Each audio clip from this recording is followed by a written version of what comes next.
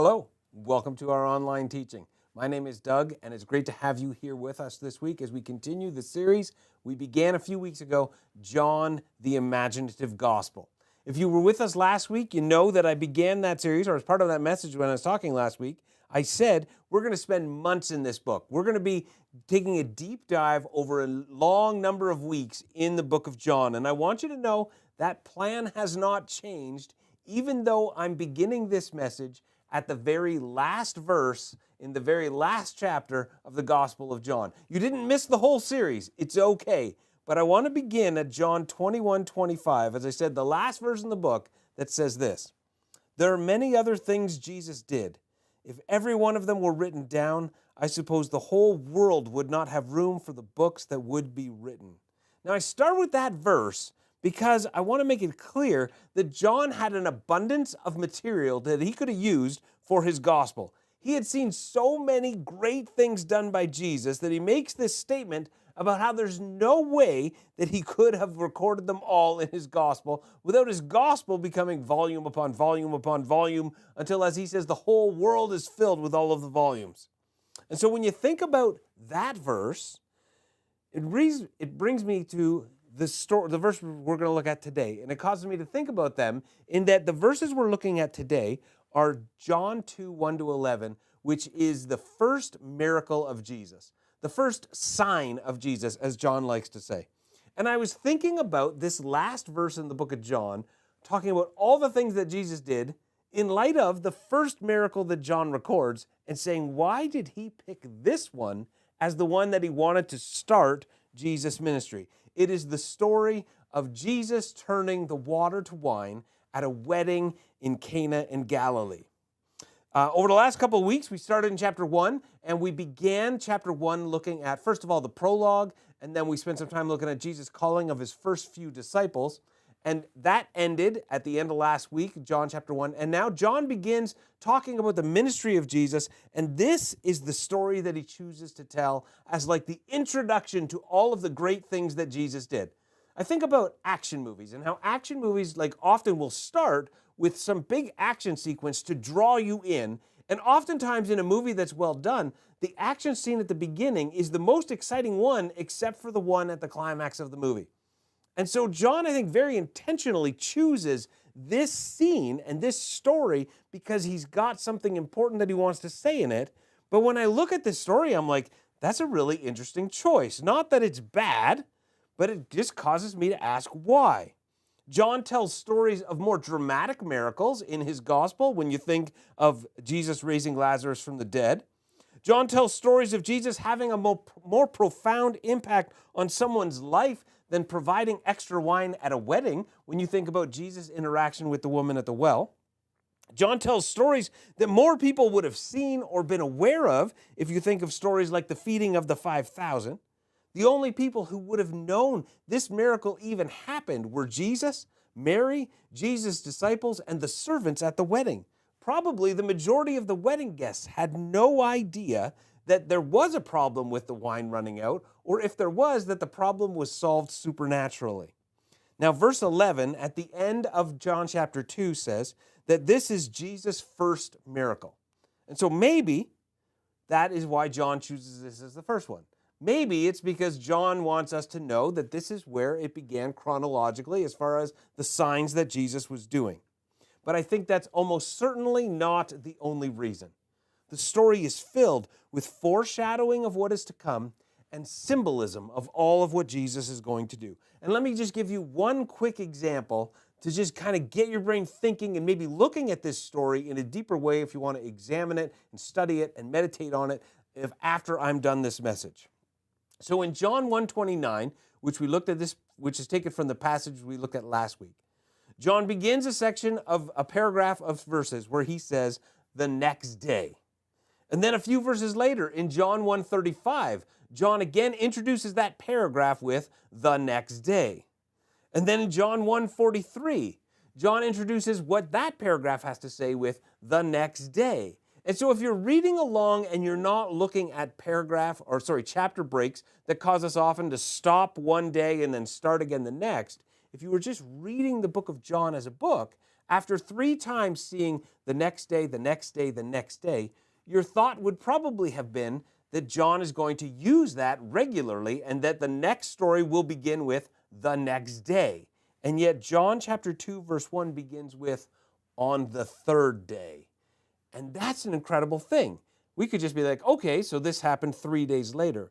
But I think by starting the story here, John is trying to get his readers to see there's more going on than just the surface level of the reading.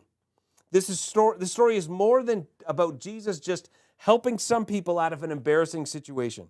It's symbolic of all that Jesus came to do, foreshadowing how this whole story is going to end and what it's going to mean. When John says on the 3rd day, he wants us to understand when we get to the end of the book that there's something else important that has happened on the 3rd day.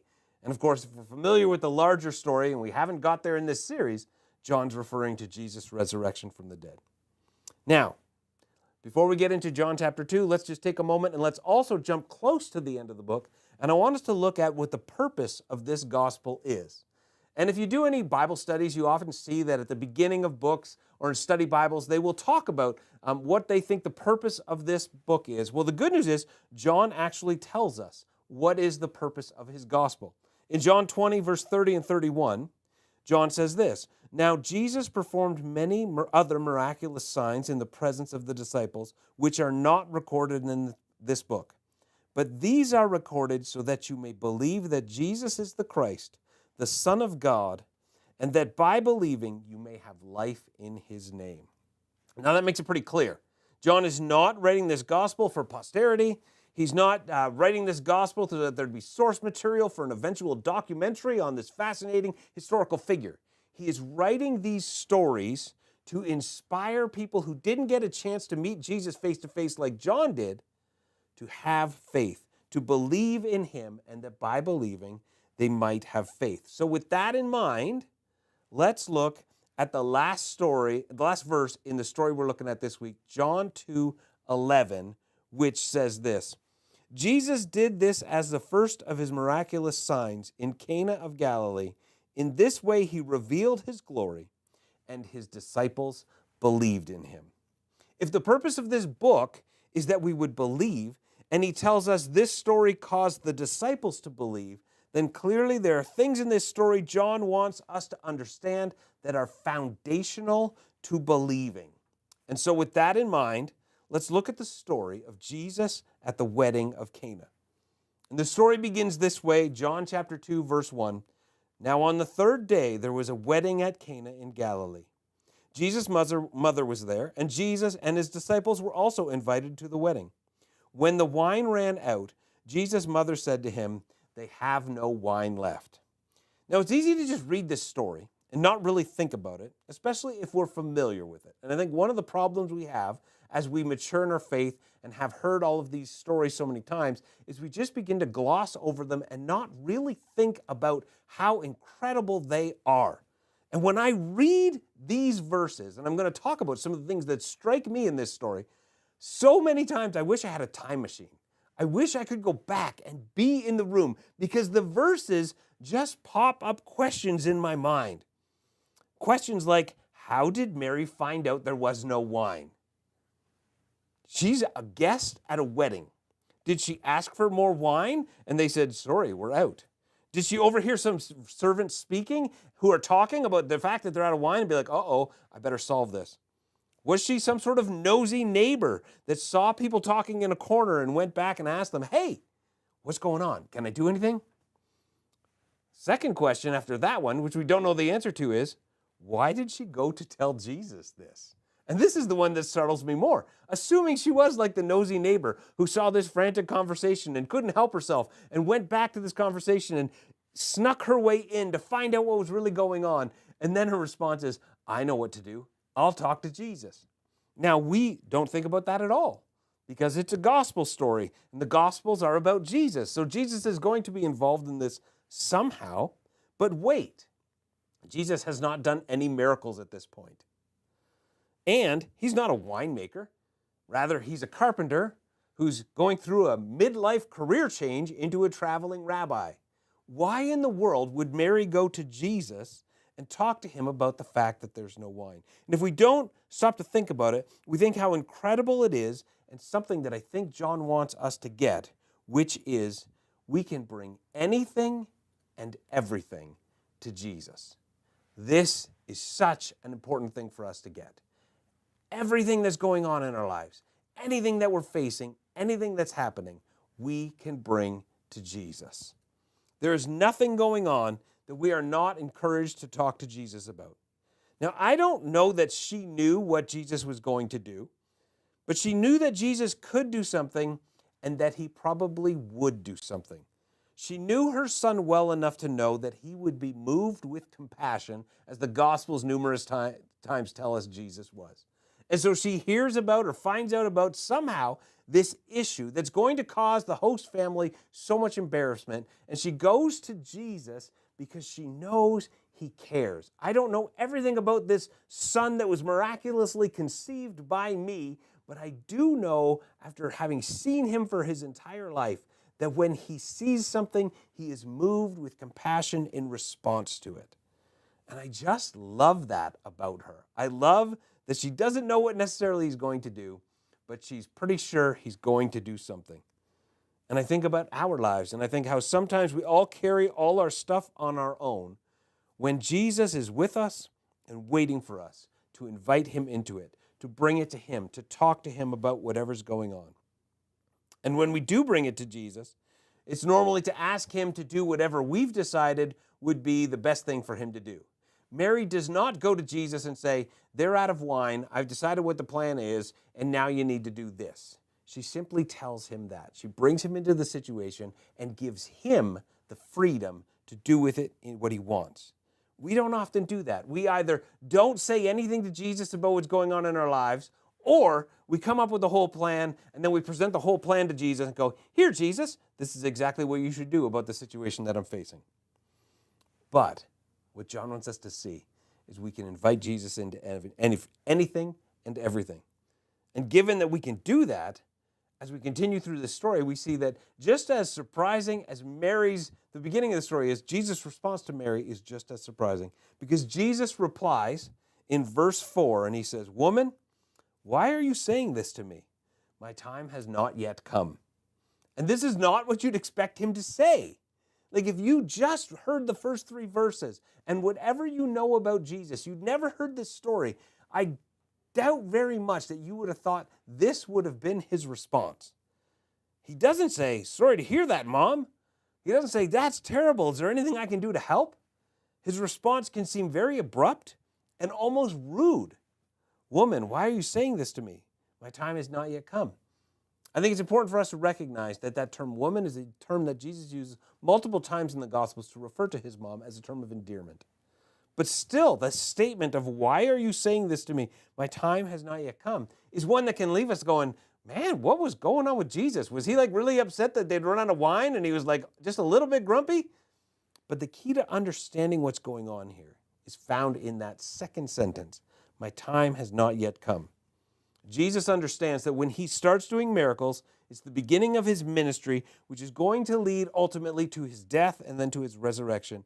And he seems to understand that there is a divine schedule at play here that he is called to be a part of, and that he's called to live in response to what the Father is doing. He's not just out doing whatever he wants.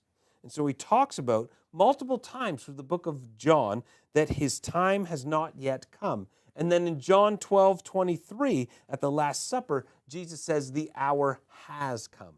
So we see that Jesus has this understanding of a divine timetable that's going on, that he's concerned when Mary first talks to him about it, like, I've got to take into account the bigger picture here than what you're seeing, Mary. And he always sees the bigger picture. So what is it that we're being asked to believe? That Jesus is operating from a different set of priorities and schedules than we are. And this can be something very hard to believe, because we look at any situation, we look at any picture, and we think we see the whole thing. And it can be very humbling to acknowledge the fact that we don't see it all. We don't see it as clearly. We don't see it as fully as what Jesus is. Mary can only see the wedding and the problem at the wedding. Jesus is looking at the chain of events that this act is going to kick off. Mary can only see the first domino. Jesus sees everyone after it. And that's why when we bring things to Jesus, we're asked to trust and to walk with expectancy instead of just expectation that he will follow our plan. There's always more going on than we can see, but never more going on than what Jesus can see. There's a phrase that I've heard many times: one person is playing chess while the other person is playing checkers. And that is always what's happening when we are followers of Jesus. Jesus is always playing chess to our checkers. However smart we are, however wise we think we are, however fully we see the picture, Jesus sees so much more. So we've been invited to bring everything to Jesus, while at the same time understanding he's going to see things differently than us. What else is John wanting us to start to believe? Well, let's continue through the story. The story continues in verse 5 to 7, where Mary doesn't respond to what Jesus says. It's interesting. Jesus responds to what Mary has to say, and then Mary simply turns to the servants and says to them, whatever he tells you, do it. And then John goes on to say, now there were 6 stone water jars there for Jewish ceremonial washing, each one holding 20 or 30 gallons. Jesus told the servants, fill the water jars with water. So they filled them up to the very top. Mary doesn't engage in a discussion with Jesus about whether he should or shouldn't do anything. I think she just knows her son well enough to know that he's going to be moved with compassion. She's trusting that, so she turns to the servants and she says, just do what he says. And Jesus gives them instructions that are incredibly bizarre. Now, I want us to, for a second, remember that these servants don't know who Jesus is. This is the beginning of his ministry. He doesn't yet have the reputation he's going to have later on in the Gospels. Later on in the Gospels, Jesus becomes a celebrity, and everywhere he goes, people know him. People have heard of his miracles. People have heard of the stories of what he's done. Probably most people know someone he's healed or touched or done something incredible for. But at this point, they don't know who he is. So you have this woman who is a guest at the wedding, and she turns to the servants who have this pressing problem, and she says to them, do whatever he tells you. And they turn to this person they don't know, and he says, hey, see these 6 jars? Why don't you go fill them with water? This command makes no sense at all. How is this going to help? What is your plan, Jesus? And how is this working towards resolving our issues? There is no reason that you would put water in these large stone jars given what they're trying to deal with. First of all, that is not the purpose of these jars. These are not wine-making jars. They're jars used for ceremonial washing. Second of all, these jars are not easy to handle. They're 20 to 30 gallons, or between 75 and 105 liters each. I can't imagine the servants, as they're filling it with water, going, whatever happens, it's going to be terrible. Could you imagine lifting 105 gallons of water in a stone jar and then walking around a wedding feast going, would you like a little more wine? Guarantee it's going to spill all over the place. Lastly, and maybe we don't think about this, clearly there would have been a lot of empty wineskins lying around. If they'd run out of wine, there's wineskins. Now, I can't help but wonder if this isn't just a subtle nod that John is giving to the teaching of Jesus about not putting new wine in old wineskins. Matthew, Mark, and Luke all record that teaching of Jesus. John does not, but here he does not allow new wine to go in old wineskins. Something just to think about maybe later this week as you're driving in your car. But we have this problem, this pressing, time-sensitive problem, and now your response to that is to do this other thing that's going to take a long time that I can't see how in any way is related to the pressing, time-sensitive problem that I have. Remember, there's no indoor plumbing. It's not like they turned on a tap to get 120 to 180 gallons of water, which is what the total would have been. They have to go to a well, draw the water, bring it inside, pour it in. This would have taken some time, and it is amazing that the servants just didn't dismiss what Jesus said completely. Listen, wedding guest, go back and sit down. We will figure this out. I don't understand what they were thinking, but kudos to them. And what John wants us to understand through the model of these servants is we need to obey Jesus even when what he asks doesn't seem to make any sense. This is so crazy what Jesus asks them to do. And we read over it and we're like, well, of course that's what he had them do because we know the end of the story. But the people in the middle of the story have no idea how the story is going to end. And in the same way, we have no idea how the story is going to end. We like to think we do, and so we plan out what we think are our right steps. And then Jesus comes along and he calls us to live differently than any way that seems natural, that seems normal. The way of Jesus is radically different than how we would choose to live. Look at the Sermon on the Mount, which isn't a list of suggestions, but Jesus' first teaching to his disciples is recorded in the Gospel of Matthew. Forgive always, love your enemies, bless those who persecute you, give freely, never worry. How are we doing on those? We hear those and we're like, yeah, this is not how we live. And there are times and situations where this doesn't even make any sense. How can you tell me not to worry when something terrible goes on in my life? How can you tell me to bless those who persecute me when maybe we feel like Jesus has no idea what I've gone through? And yet John wants us to understand that the part of believing is obeying Jesus, even when what he asks doesn't make sense. And that brings me right into our next verse, which the story continues. After they fill all of the jars with water, Jesus gives them the second instruction and he says, then he told them, now draw some out and take it to the head steward. And they did. Now I can't imagine what I'd be thinking if I was one of those servants. It's bad enough that you wasted our time filling jars with water. Now you want to embarrass us by bringing some water to the head steward and being like, here's the new wine we found. What kind of game are you playing, wedding guest? And I think if we're being honest, we would probably struggle to do what Jesus is asking in this situation, and we know who he is. Like, how often would we do something like this? It's funny how many times in our lives someone we know and trust asks us to do something that maybe we don't understand, and we don't respond with trust. We don't respond with, okay, I'll do that. I believe you have my best interest at heart. Immediately, we question and we doubt and we wonder and we think they're wrong. These people don't even know who Jesus is, and yet they obey. It's beautiful. And if we put ourselves in this situation, it's crazy. And what John wants us to understand is that obeying Jesus is going to require great faith. It does at the beginning of our journey, it does throughout our journey, it does at the end of our journey. That never ceases. Because what he's asking us to do will often not seem to make sense, the question is, will we trust him enough to obey in those times? Over the last decade or so, I have started running, and I've really fallen in love with running. And as a result, I've done a lot of running. I've read a lot about running. I've researched a lot about running, and I've a couple of times hired running coaches to make me better at my running. And because of that, I've seen quite a bit of progress in my running to the point that I've done pretty well in some of the races that I have been in. And what's happened over the last few years is I sometimes get people who ask me how they can become a faster runner because they see that I'm a faster runner than them. And my response to them is always the same thing.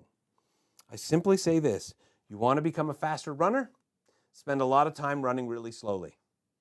And they always look at me and say, what are you talking about? That is crazy. And I tell them, I can help you to become a faster runner. I promise you that I can. And the fruit of my life demonstrates that because I have become a faster runner than I used to be. But if you're going to want to see what I can do in your life, you're going to have to trust me enough to do what I say. How much more does Jesus promise us life? That was what Kyle looked at 2 weeks ago in John 1 in the prologue, in the first part of the book of John. In him was life, and that life was the light of man. The light shines in the darkness, but the darkness cannot understand it. Jesus says, I have life. And we say, that sounds great. And he says, so then trust me enough to do what I say. And we say, I'm not so sure about that. But the question is, are we going to at some point trust Jesus enough to obey him? Our walk with God will never not require faith. It will never come naturally. Will we just continue to believe and go his way even when we don't understand why. Now let's look at the last part of the story. And we see the story conclude this. When the head steward tasted the water that had been turned into wine, not knowing where it come from, though the servants who had drawn the water knew, he called the bridegroom and said to him, everyone serves the good wine first, and then the cheaper wine when the guests are drunk. But you have kept the good wine until now. Now, I said at the beginning of this message that there's these questions that pop into my mind as I read this story. Another question that pops in my mind is, when did this miracle take place? Did it take place as they poured the water in? Did it take place as the water was sitting in the jars and once one jar was full and they started filling a second jar, the first jar was turning into wine? Did it take place as they were scooping the water out?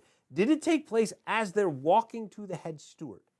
When it took place, did the water change color? Did they start walking toward the head steward with a glass of water, and as they're walking, they're seeing something happen? I have no idea. I wish I had a time machine. But however it plays out, I am sure the servants and Jesus' disciples who are watching did not expect this. And this brings me to my final thought on what John wants us to get. And it's, if we will trust Jesus enough to obey him, we never know what we might see. This is such an amazing way for the story to end. So amazing that the phrase turning water into wine is an expression in culture 2,000 years later, even though many people who aren't followers of Jesus don't even know where it comes from. It would have been incredible to have been able to see it. We used to say in culture, and still sometimes we do, I will believe it when I see it. But the truth is, with CGI and all that they can do with computer-generated images nowadays, you don't even know whether to believe what you see. But Jesus calls us in the opposite direction. He says, if you will believe enough to trust, you will be amazed at what you see. Now, I want us just for a second to back up to the end of chapter 1, which we looked at last week. And I want us to remember the last verse of chapter 1, where Jesus spoke, and he was speaking to Nathanael and to all his disciples, and he said, you will see heaven opened and angels ascending and descending on the Son of Man. Now, John is putting these stories together because he wants to see them as interconnected. We separate them because of chapter and verse markers, but they're meant to flow together. And so we have to understand that Jesus ends chapter 1 with this statement about them seeing something profound. And I wonder how much of that sentence did the disciples really believe? Jesus hadn't done anything great at this point. He'd simply said something cool to Nathanael that he thought was amazing, but certainly he hadn't seen anything yet. And now a few verses later, maybe they're starting to rethink this. Maybe they're starting to go, wow, I can't believe it. It's no surprise that verse 11 says, Jesus displayed his glory here, and they started to believe. Because how could you not? How could you not? It's such an incredible story. There's so many layers. There's so much to this story. And in the midst of that, there is so much that John is calling us to believe. As always, we have some reflection questions for you, just to take a moment to think about and to ponder. And they are this. Number 1, are there things in my life that I haven't brought to Jesus? And what is keeping me from doing that?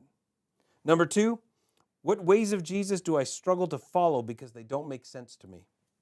Number 3, where do I need to trust Jesus enough to obey him this week? Those are some good questions. Hopefully you take some time to think about that, to ponder where this message intersects with your life and where Jesus is calling you to trust him enough to obey him, so that you have the opportunity to see what amazing thing you might see. As always, if you have a question for us, we'd love to hear from you. You can email questions@livingSpringsAirdrie.com. We will do our best to answer any question you send in, whether it's related to this message or something else entirely. We'll do our best to answer it on Wednesdays on this YouTube channel, or you can find the podcast audio-only version wherever you get your podcast by searching for Inverted Orthodoxy.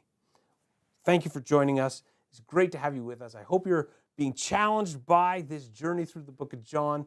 And as always, I want to conclude this gathering with a blessing. So wherever you are, whenever you're watching this, if you would lift your hands and open your heart and receive this. May God the Father bless you. May Jesus Christ guard you. And may the Holy Spirit enlighten you all the days of your life. May the hand of the Lord preserve you and direct you into the way of peace as you trust in Christ enough to obey him. Amen. Amen. Thank you for joining. We will see you again very soon.